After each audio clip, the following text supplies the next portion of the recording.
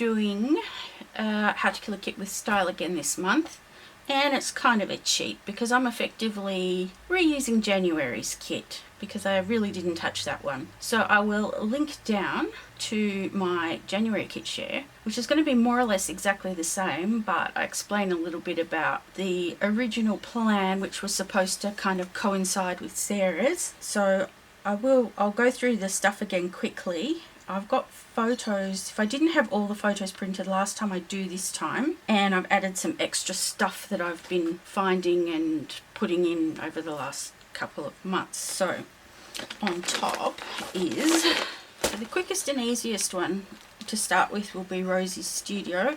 I'm using this paper pad with all these purples and aquas and things. And the photos I'm using, not that one, are a selection of these. Some of them I've printed twice because I wasn't happy with the size or because Fitzy messed them up or whatever. Yeah, these are the only embellies. They're cards. This sticker book. Oh, and there's some enamel stuff there. I originally bought this collection because the purples and aquas and the slides, a few of them have got books and pencils. They'd be good for school, but I am, as it happens, doing a My Little Pony layout, so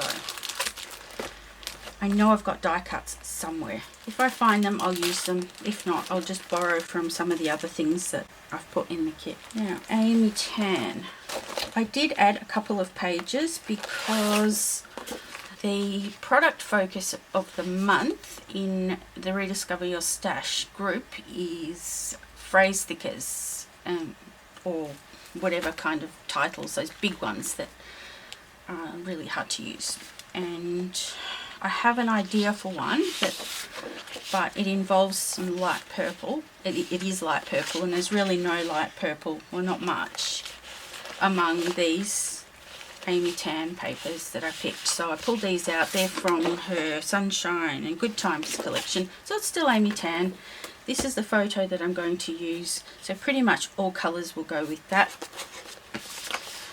And there are a lot of papers because I really wasn't sure where I wanted to go, except for the fact that I wanted to use some of her earliest collections. So how they're going to work with this purple, I'm not sure. But here we go. So these ones are from the paper pad. They're single-sided.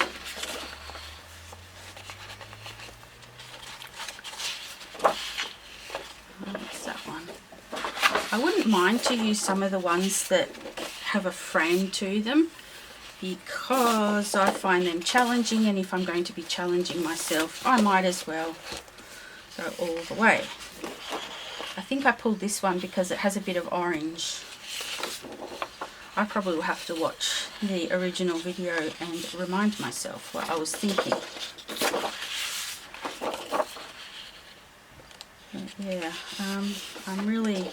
Look, if I can't use the purple, if it just doesn't work, then it doesn't work. I'm not that fussed. I'm not going to be upset about it. Although, it looks like I've pulled in some Brave and Bold papers too, and that's got kind of a mauve, almost light purple. So that might just work. These are from the paper pad as well. And it's that sort of in between that if I use some of this, it might just bridge the gap. Yeah, like these flowers are very nearly purple. And these, yeah, that might actually work quite nicely. Let's have a look. So that, and these, and this. Yeah, that might actually do it. We shall see.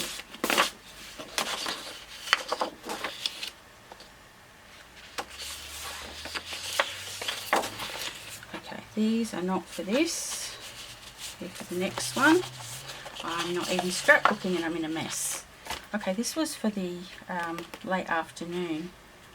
Late afternoon? Something like that. Some kind of afternoon.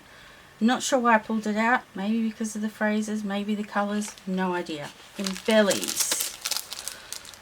3D stickers. More 3D stickers. Flare badges. These little, they're supposed to look like embroidery hoops with a thingy on them.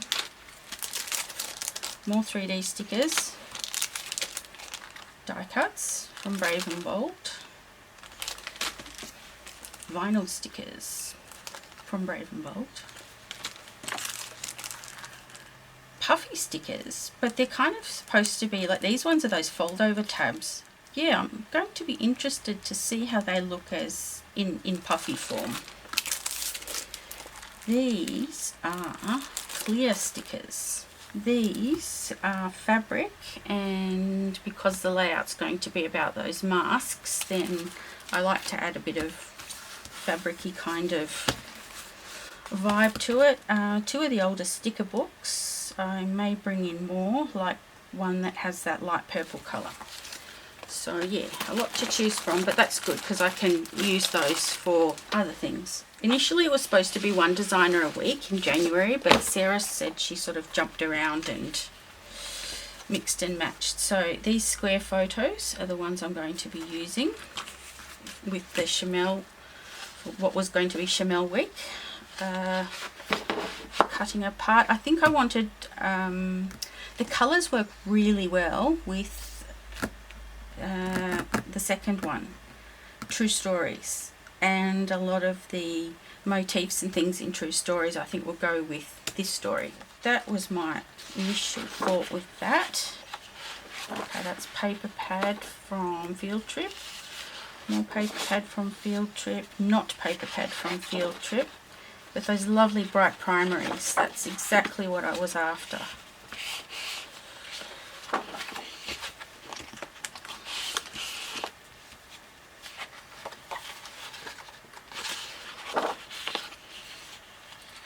Well, this has potential for a background.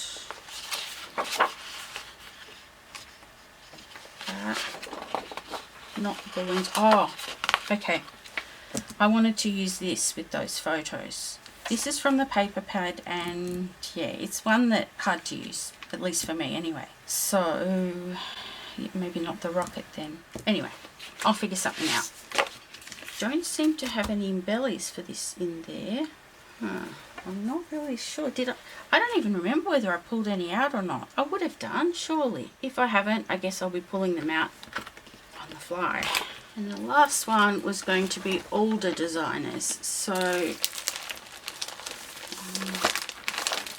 I started with Cosmo Cricket because I have these two photos which I'm going to reprint smaller. It's going back a fair way, and I'm going to use, I'm actually going to virtually stick with one collection, which is not like me at all. The Upcycle, which is one of my absolute favourites. This is a Love Elsie fabric paper, so that might have some potential. Chipboard that goes with that collection.